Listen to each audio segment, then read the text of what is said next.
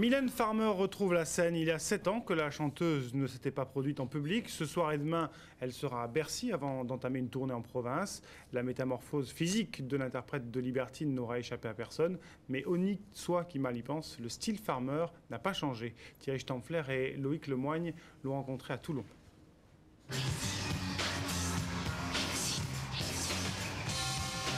Un show ambitieux et qui se veut spectaculaire. Voici donc la réponse de Mylène Farmer et de son entourage au défi majeur posé à la chanteuse depuis le début de sa carrière.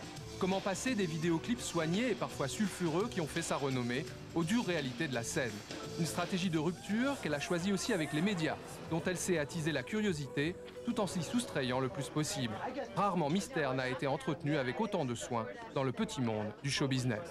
Le contraste n'en est que plus frappant avec l'attitude de ses fans de toujours, arborant avec tendresse les peluches qu'ils s'apprêtaient à lui offrir quelques heures plus tard sur scène. Sincères et fidèles, ils font pourtant preuve d'un humour un peu détaché et plutôt inhabituel pour des fans. Très heureux que Mylène enfin daigne remonter sur scène. La renarde ouvre sa tanière. Merci Mylène. J'ai la chair de poule. À Toulon, pour être au premier rang, ils se sont installés devant la salle dès 6 h du matin. Une passion que Mylène Farmer accueille avec des sentiments, parfois mitigés.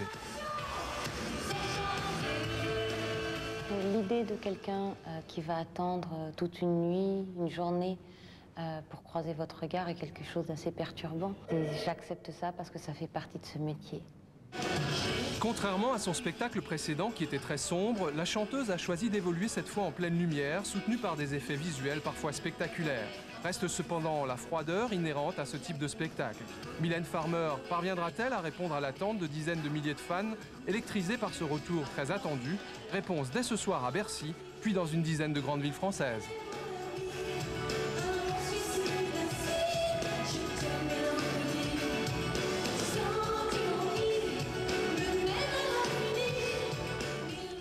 Et avant de refermer cette édition, un rappel des grands titres de l'actualité. En Israël, tous les bulletins de vote ne sont pas